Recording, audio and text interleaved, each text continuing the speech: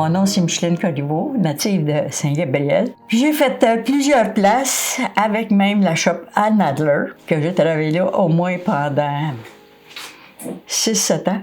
Bien, jusqu'à la fermeture. Et j'ai commencé à travailler dans les années 77. Quand je suis arrivée, c'était M. Pierre Yanakis qui était patron avec Doris Granger, 2-3 ans. Après ça a été deux femmes de Montréal. Ida, plus Angèle. Eux autres, ils ont été un petit peu plus longtemps. Puis eux, quand ils ont fini, mettons qu'ils auraient été 5 ans. Puis après ça, ça a continué avec Mme Denise Denise Landry. Ça l'a fermé dans le temps de Denise. J'aimais bien gros travailler avec Denise. Bien gros, bien gros, bien gros. Toujours de bonne humeur, puis tout ça. Quand on tombait dans les parties, Denise, là, c'était plus l'employeur, là. On était tous ensemble dans la manufacture. On était au-dessus de 100. J'ai jamais eu connaissance que la shop diminue le temps que j'ai travaillé. Mais quand on est dans une place où on est bien, on change pas. Au début, on faisait des chemises quand M. Pierre Yanakis était là, avec des blouses aussi. Après ça, quand ça a changé de patron, là, on a commencé à faire des blouses pour dames. Puis c'était de la qualité, c'était quelque chose de beau. Puis avec Denise, on a continué. Denise, même, on a fait des robes avec elle. Puis c'était vraiment, vraiment, vraiment... Moi j'aimais ça. Moi, travailler là, j'aimais ça. Parce que Saint-Charles, on avait 2 départements, en haut, en bas. Ici, à Saint-Charles, on devait être 125, si c'est pas plus. Les sortes de machines, il y avait un overlock. Ça, on appelle ça, c'est une machine à 3 fils pas 5 fils. Moi, j'ai pas travaillé sur d'autres machines à part que l'overlock. Ça, c'était des collets qu'on faisait. OK. Un overlock, ça fait quoi au juste? Ça fait les rebords. Comme, admettons, vous voyez ma manche, c'est là, ben, le petit rebord qui est tout faufilé, comme on dit. Là. Bon, ben, c'est ça que ça fait. Puis, ils en avaient une à 5 fils qui fait une couture ordinaire, plus le ourlet. Ce qui fait que votre manche ou le pantalon, n'importe quoi, il ne s'échiffrera pas.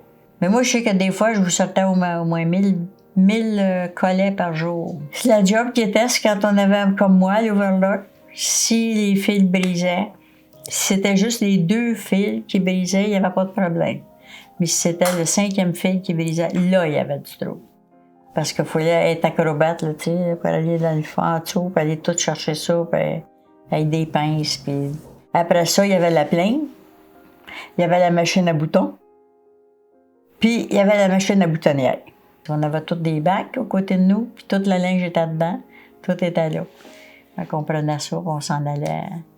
Avec notre petit bonheur, on a eu un mécanicien qui était Michel Yanakis. Il était toujours là, puis il réparait les machines. Quand ça faisait défaut, si quoi cassait, ou ben non. Si on avait de misère à enfiler une aiguille, ça, par exemple, il venait nous aider. Parce que des fois aussi, c'était une affaire, il fallait aller tout croche par en arrière. Fait que, on avait des problèmes des fois. Mais non, il était toujours dans la manufacture qui se promenait. Après ça, on est allé sur les presses. Je pense qu'il y avait 3-4 presses. Puis sur les presses, bien, on avait des hommes, puis il y avait des femmes aussi qui y paraissaient, comme Odette Beausoreil était sur les presses. Le shipping, en bas, bien c'est ça, le camion arrivait le matin, puis il chargeait tout ce qu'il y avait de prêt. C'était tout accroché sur des supports, bien proprement, puis tout ça. Puis il s'en allait à Montréal avec ça. Puis il rapportait d'autres matériels, d'autres affaires pour continuer la job. En bas, je peux pas parler tellement pour en bas parce que moi, je l'ai pas. Tu sais, ce que je savais, bien, il y avait le shipping, il y avait le tailleur.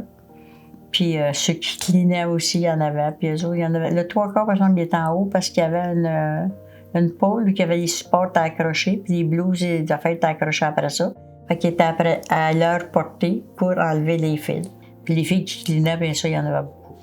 Il y avait plusieurs parce qu'il fallait que ça sorte le linge, il fallait que ça descende. Ce que vous appelez cleaner, c'était quoi? Enlever les fils. Il y a des petits fils qui pendent, n'importe quoi. Après, là, on a des ciseaux exprès pour enlever ça. Ouais, c'est l'ouvrage. Parce qu'il faut y aller poliment. Il y a des places où il faut y aller poliment. On en avait une, c'était un petit clown qu'on appelait. C'était Mme Bernèche. Elle, là, on l'appelait Ephrem.